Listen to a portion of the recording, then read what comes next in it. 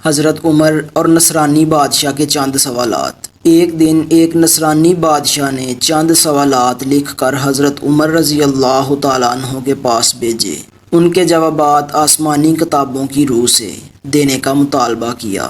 ایک ماں کی گود سے 2 بچے ایک دن ایک ہی وقت پیدا ہوئے، پھر دونوں کا انتقال بھی ایک ہی دن ہوا۔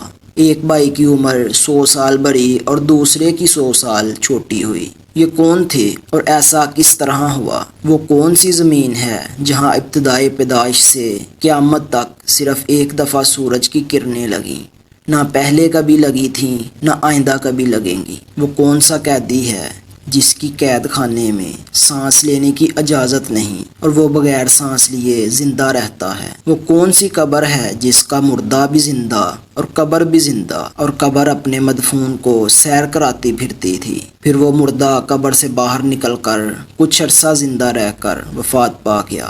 حضرت عمر رضی اللہ تعالیٰ عنہ نے حضرت عبداللہ بن عباس رضی اللہ تعالیٰ عنہ کو بلایا اور فرمایا کہ ان سوالات کے جوابات لکھ دے۔ حضرت عبداللہ رضی اللہ تعالیٰ عنہ نے قلم سے جواب لکھنا شروع کر دیے۔ جو 2 بھائی ایک دن ایک ہی وقت پیدا ہوئے اور دونوں کی وفات بھی ایک ہی دن ہوئی اور ان کی عمر میں 100 سال کا فرق تھا، یہ بھائی حضرت عزیز علیہ السلام اور حضرت عزیر علیہ السلام تھے۔ یہ دونوں بھائی ایک دن ایک ہی وقت ماں کی بطن سے پیدا ہوئے۔ ان دونوں کی وفات بھی ایک ہی دن ہوئی، لیکن بیچ میں حضرت عزیر علیہ السلام کو اپنی قدرت کاملہ دکھانے کے لیے پورے 100 سال مارے رکھا۔ 100 سال موت کے بعد اللہ تعالیٰ نے زندگی بخشی۔ سورۃ عمران میں یہ ذکر موجود ہے۔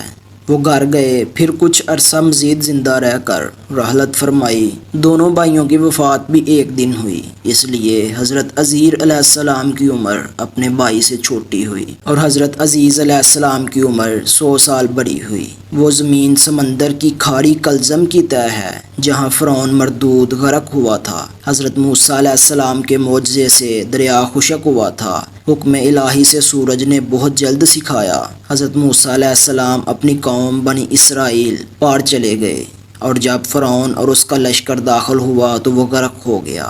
اس زمین پر سورج ایک دفعہ لگا، پھر قیامت تک بھی نہ لگے گا۔ جب قیدی کو قید خانے میں سانس لینے کی اجازت نہیں اور وہ بغیر سانس لیے زندہ رہتا ہے، وہ بچہ ہے جو اپنی ماں کے شکم میں قید ہے۔ خداوند تعالیٰ نے اس کے سانس لینے کا ذکر نہیں کیا اور نہ وہ سانس لیتا ہے۔ وہ قبر جس کا مردہ بھی زندہ اور قبر بھی زندہ، وہ مردہ حضرت یونس علیہ السلام تھے اور ان کی قبر مچھلی تھی جو ان کو پیٹ میں رکھے جگہ جگہ پھرتی تھی، یعنی سیر کراتی تھی۔ حضرت یونس علیہ السلام اللہ کے حکم سے مچھلی کے پیٹ سے باہر آ کر کچھ عرصے تک حیات رہے، پھر وفات پائی۔